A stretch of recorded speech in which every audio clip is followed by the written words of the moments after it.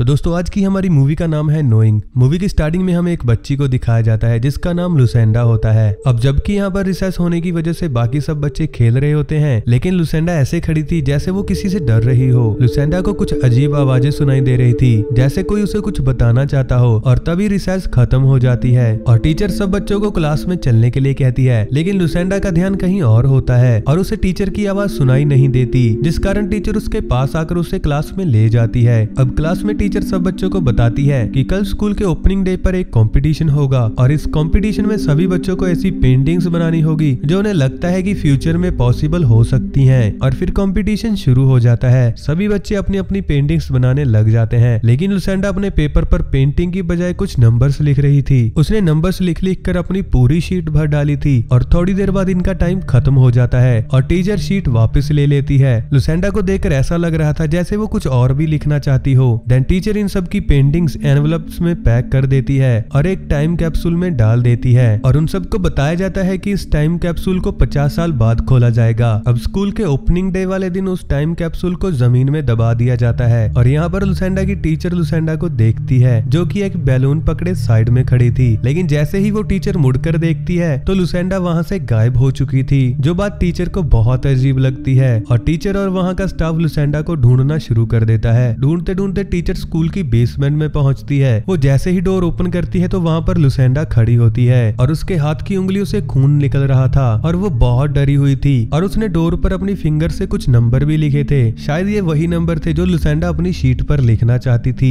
लुसेंडा को यहाँ पर भी वही आवाजें सुनाई देती हैं और वो टीचर को कहती है कि प्लीज इन आवाजों को बंद करो। देन मूवी का सीन चेंज होता है और हमें 50 साल बाद एक जॉन नाम के साइंटिस्ट को दिखाया जाता है और उसका एक कैलिब नाम का बेटा भी होता है। जॉन की वाइफ अब इस दुनिया में नहीं है। उसका बेटा कैलिब भी अपनी माँ को बहुत मिस करता है। नेक्स्ट डे स्कूल की 5th एनिवर्सरी होती है और आज स्कूल वालों ने जमीन के नीचे दबाया वो टाइम कैप्सूल बाहर निकालना था और इस मौके पर स्कूल की प्रिंसिपल मिस टाइलर को बुलाती है, जो कि लुसेंडा की टीचर थी। 50 साल गुजर जाने की वजह से वो बूढ़ी हो चुकी थी और अब ये वहाँ से टाइम कैप्सूल बाहर निकाल लेते हैं और मिस टाइलर सभी बच्चों को एनवेलप बांट देती है जो 50 साल पहले इसमें रखे गए थे। इसमें से एक एनवेलप कैलिब को भी मिलता है, लेकिन कैलिब को जो एनवेलप मिला था उस पर सिर्फ नंबर होते हैं, जबकि बाकी बच्चों के एनवेलप में पेंटिंग होती है। कैलिब के पास लुसेंडा की सीट थी और इस सीट को देखते ही कैलिब को भी लुसेंडा की तरह आवाजें सुनाई देने लगती हैं और उसे सामने एक आदमी भी दिखाई देता है। लेकिन जैसे ही वो दोबारा उस आदमी को देखता है तो वो वहाँ पर नहीं था। घर आकर कैलिब और जॉन बात कर रहे थे कि तभी जॉन की नजर कैलिब के बैग में रखे लुसेंडा के लेटर पर जाती है। जॉन इस लेटर को देखकर कहता है कि इनका कोई ना कोई मतलब तो जरूर होगा और जॉन इस लेटर को टेबल पर रख देता है। थोड़ी देर बाद कैलिब अपने रूम में चला जाता है और जॉन गलती से अपना गिलास उस पेपर के ऊपर रख देता है, जिस कारण पेपर के ऊपर एक निशान बन जाता है और कुछ नंबरों के ऊपर सर्कल सा बन जाता है, जिस कारण जॉन उन नंबरों को डिकोड करने की कोशिश करता है। काफी कोशिश करने के बाद उसे पता चलता है कि ये एक डेट है जिस दिन एक बहुत बड़ा बम ब्लास्ट हुआ था। जॉन फिर से उस लेटर को उठाकर देखता है तो वो देखता है कि इस लेटर पर उस दिन मारे जाने वाले लोगों की संख्या भी लिखी हुई थी, जिसे देखकर जॉन हैरान हो जाता है और वो लेटर के सभी नंबर्स को अपने व्हाइट बोर्ड पर लिखने लग जाता है। और इन सब नंबरों की जांच करने पर जॉन को पता चलता है कि ये सब ऐसे ही नहीं लिखे गए। ये सब नंबर एक स्पेशल डेट थी जिस दिन कोई बहुत बड़ी दुर्घटना हुई थी और बहुत सारे लोग मरे थे और इन डेट्स के आगे जो संख्या लिखी हुई थी वो इस डेट पर मरने वाले लोगों की गिनती थी। और जिस दिन से लुसेंडा ने इस पेपर पर नंबर लिखे थे उस दिन से लेकर आज तक होने वाली सभी बड़ी घटनाएं इस पेपर पर लिखी हुई थी। जॉन व्हाइट बोर्ड पर डेट के ऊपर रेड कलर का सर्कल लगा देता है और उस दिन होने वाली मौतों की संख्या पर ब्लू कलर का सर्कल लगा देता है। लेकिन इनके बावजूद भी कुछ नंबर्स बाकी बच रहे थे जिन्हें जॉन डिकोड नहीं कर पा रहा था, जिस कारण जॉन अपने एक दोस्त के पास जाता है और उसे इस पेपर के बारे में सब कुछ बताता है और उसे बताता है कि इस पेपर पर जितने भी नंबर लिखे हुए हैं वो सब धरती पर होने वाली बड़ी दुर्घटनाओं की तारीख है और इसके आगे के नंबर उस दिन मरने वाले लोगों की संख्या है और ये नंबर बिल्कुल सही क्रम में है जैसे कि धरती पर ये सब घटनाएं हुई हैं। और जॉन उसे ये भी बताता है कि इसमें कल की तारीख भी लिखी हुई है जिसके अकॉर्डिंग कल 81 लोग मरने वाले हैं। लेकिन जॉन का दोस्त इस बात पर यकीन नहीं करता। वो जॉन को कहता है कि कोई तुम्हारे साथ मजाक कर रहा है। लेकिन जॉन इस लेटर के बारे में जानने के लिए लुसेंडा की टीचर मिस टाइलर के घर जाता है और मिस टाइलर इस लेटर को देखकर जॉन को बता देती है कि हाँ ये लेटर लुसेंडा ने 50 साल पहले ही लिखा था। और वो जॉन को ये भी बताती है कि उस दिन लुसेंडा कुछ अजीब हरकतें भी कर रही थी। वो जॉन को उस दिन के बारे में भी बताती है जिस दिन लुसेंडा गायब हो गई थी और फिर बेसमेंट से मिली थी वो जॉन को बताती है कि लुसेंडा दरवाजे के पीछे कुछ नंबर लिख रही थी।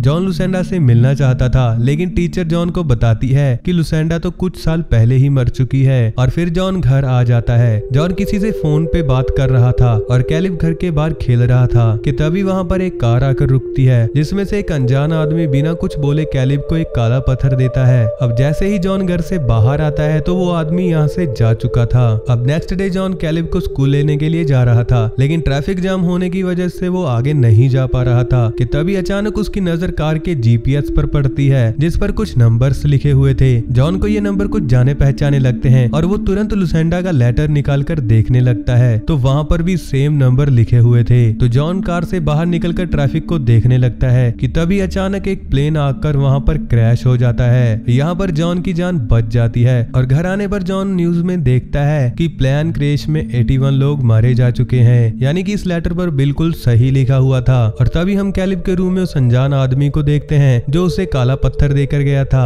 वो कैलिब को इशारा कर विंडो से बाहर देखने के लिए कहता है, जहाँ पर हर तरफ आग लगी हुई थी और सब कुछ जल रहा था, जिसे देखकर कैलिब जोर से चिल्लाता है, जिस कारण जॉन उसके कमरे में आ जाता है। लेकिन तब तक वो अनजान आदमी रूम से जा चुका था। फिर जॉन को वो आदमी विंडो के बाहर दिखाई देता है और जॉन उसे पकड़ने के लिए उसके पीछे चला जाता है, पर वो आदमी जॉन को कहीं नहीं मिलता। नेक्स्ट डे जॉन लुसेंडा के बारे में रिसर्च करता है, जिससे उसे पता चलता है कि लुसेंडा की एक बेटी भी है जिसका नाम डायना था। और जॉन डायना से मिलता है और उसे लुसेंडा के लेटर के बारे में बताता है, जिस पर लिखी हुई हर चीज सच हो रही थी। वो डायना को बताता है कि कल इस शहर में 170 लोग मरने वाले हैं और आज से 3 दिन बाद एक दुर्घटना होगी जिसमें 33 लोग और मर जाएंगे और उन सबको बचाने के लिए मुझे तुम्हारी हेल्प की जरूरत है। लेकिन डायना उसकी बात पर यकीन नहीं करती और फिर अपनी बेटी को लेकर यहाँ से चली जाती है। घर जाकर जॉन टीवी पर न्यूज देखता है, जिसमें वो टेररिस्ट अटैक के बारे में बता रहे थे। और फिर जॉन उस पेपर के नंबर को यूज करते हुए कल होने वाले हादसे की लोकेशन ढूंढ लेता है और वो ये बात पुलिस को फोन कर भी बताता है, लेकिन वो यकीन नहीं करते,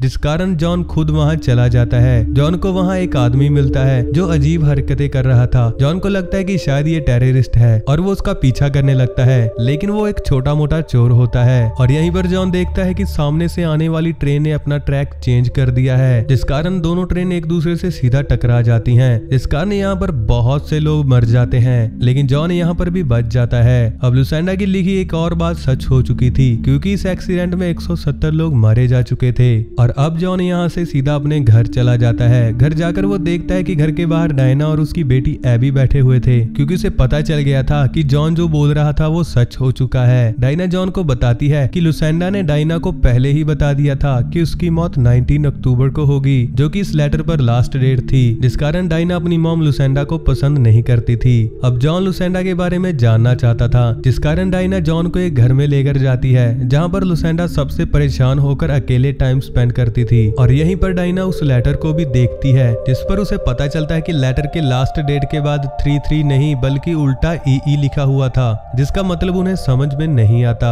लेकिन जैसे ही जॉन घर के अंदर जाता है तो लुसेंडा के बेड के पास जॉन को वही काले पत्थर मिलते हैं जो पत्थर कैलिब को वो अनजान आदमी दे गया था। तो जॉन उस बेड को उठाकर देखता है, जिसके पीछे बड़े बड़े अक्षरों में एवरीवन एल्स लिखा हुआ था, जिसे देखकर जॉन समझ जाता है कि लेटर के लास्ट वाले ई का मतलब एवरीवन एल्स है, मतलब कि इस तारीख को हर कोई मर जाएगा। और जॉन को वहाँ पर एक स्केच भी मिलता है, जिसे वो अपने साथ उठा लेता है। और दूसरी तरफ कार में कैलिब और एबी बैठे हुए थे और तभी वहाँ पर वो अनजान आदमी आ जाते हैं, जो पहले भी कैलिब को दिखते थे और वो इन दोनों से कह रहे थे कि हमारे पास आ जाओ। और इनकी आवाज बिल्कुल वैसी ही आवाज थी जैसी लुसेंडा को सुनाई देती थी। अब यहाँ पर ये आवाजें कैलिब के साथ साथ एबी को भी सुनाई दे रही थी, जिस कारण वो कार को खोल देती है, लेकिन कैलिब तुरंत कार का हॉर्न दबा देता है, जिस कारण जॉन दौड़कर बाहर आ जाता है और वो सब अनजान आदमी वहाँ से चले जाते हैं। लेकिन उनमें से एक आदमी को जॉन देख लेता है और उसका पीछा करने लगता है। जॉन उस आदमी पर गन पॉइंट कर उससे पूछता है कि तुम्हें मेरे बेटे से क्या चाहिए। तो वो आदमी चुपचाप उल्टा मुड़ता है और अपना मुंह खोल देता है, जिसमें से बहुत तेज रोशनी निकलती है, जिस कारण जॉन को कुछ दिखाई नहीं देता। और जैसे ही वो रोशनी बंद होती है तो वो आदमी वहाँ से गायब हो चुका था, जिसके बाद ये सब लोग जॉन के घर वापस चले जाते हैं। नेक्स्ट मॉर्निंग डायना की बेटी यानी कि एबी जॉन के साथ लाए हुए उस स्केच पर कलर कर रही होती है, जो जॉन अपने साथ लुसेंडा के घर से उठा लाया था। और वो जॉन को स्केच दिखाते हुए बताती है कि ये सूरज है, जिसे देखकर जॉन समझ जाता है कि अगले होने वाली दुर्घटना सूरज की तरफ से होगी। जिसके तुरंत बाद जॉन अपने ऑफिस में चला जाता है और वहाँ वहाँ जाकर जॉन सोलर रेडिएशन चेक करता है जिसकी रीडिंग बहुत हाई होती है, जिससे उन्हें पता चलता है कि सूरज में एक ब्लास्ट होने वाला है जिस कारण धरती की ओजोन लेयर तबाह हो जाएगी और धरती पर रहने वाले सभी जीव मर जाएंगे।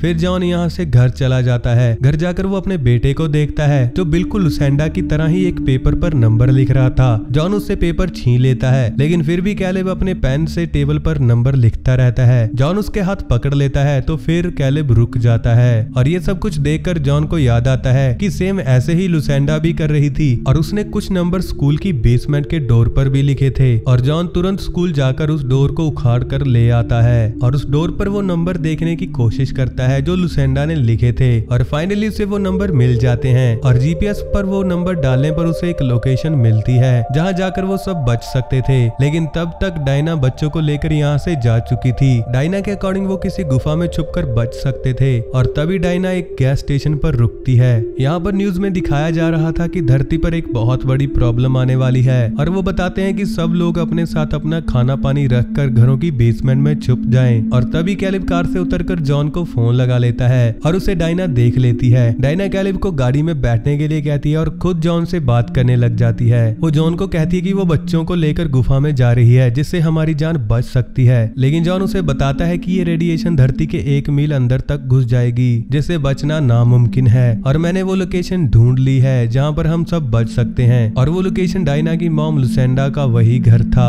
और तभी डायना को वहाँ पर एक काला पत्थर मिलता है और तभी कोई डायना की कार चोरी कर वहाँ से ले जाता है जिसमें बच्चे भी होते हैं। और तभी डायना किसी और की गाड़ी चुराती है और तेजी से उस गाड़ी का पीछा करने लगती है कि तभी अचानक एक ट्रक उसे टक्कर मार देता है जिससे वहीं पर डायना की मौत हो जाती है जैसा कि उसकी माँ लुसेंडा ने उसे बताया था। और तभी जॉन उस गैस स्टेशन पर आकर किसी आदमी से उन बच्चों के बारे में पूछता है और वो बताता है कि कोई आदमी उनकी गाड़ी चुराकर बच्चों को उस तरफ ले गया है। उसका पीछा करते करते जॉन एक जगह पर पहुंच जाता है जहाँ पर हर तरफ बिल्कुल वैसे ही काले पत्थर थे जैसे कि वो अनजान आदमी कैलेब को देकर गया था। और यहीं पर जॉन को वो अनजान आदमी भी दिख जाता है और जॉन उस पर गन पॉइंट कर उससे पूछता है कि मेरा बेटा कहाँ है। कि तभी पीछे से कैलेब आकर जॉन को रोक देता है और जॉन को बताता है कि ये लोग हमें बचाने वाले हैं। और यहाँ पर हमें पता चलता है कि ये वही लोग थे जो ये होने वाली तबाही के बारे में बच्चों को बता रहे थे, जिनकी आवाजें पहले लुसेंडा को सुनाई देती थी और फिर कैलेब और एबी को। और तभी यहाँ पर आसमान से एक स्पेसशिप नीचे उतरता है और वो अनजान लोग बच्चों को चलने के लिए कहते हैं। कैलेब जॉन का हाथ पकड़कर चलने लगता है, लेकिन वो लोग जॉन को साथ ले जाने से मना करते हैं, जिस कारण कैलेब को बहुत बुरा लगता है और वो रोने लगता है। लेकिन जॉन कैलेब को गले लगाता है और उसे जाने के लिए कहता है। और अब वो अनजान आदमी एक चमकती हुई बॉडी में बदल जाते हैं जो बच्चों को लेकर स्पेसशिप में चले जाते हैं और स्पेसशिप हवा में उड़ जाता है। और तभी वहाँ पर जॉन को और भी बहुत सारे स्पेसशिप दिखाई देते हैं। सुबह होते ही जॉन अपने आप को वहीं काले पत्थरों पर पड़ा पाता है और आसमान की तरफ देखने पर उसे पता चलता है कि तबाही शुरू हो चुकी है। जॉन वहाँ से सीधा अपने मॉम डैड के घर चला जाता है। जॉन के मॉम डैड जॉन से कैलेब के बारे में पूछते हैं तो जॉन बताता है कि कैलेब बिल्कुल सेफ है। और फिर जॉन की पूरी फैमिली एक दूसरे को गले लगाती है और हम देखते हैं कि सूरज की रेडिएशन ने पूरी दुनिया को जलाना शुरू कर दिया है और धीरे धीरे पूरी दुनिया तबाह हो जाती है।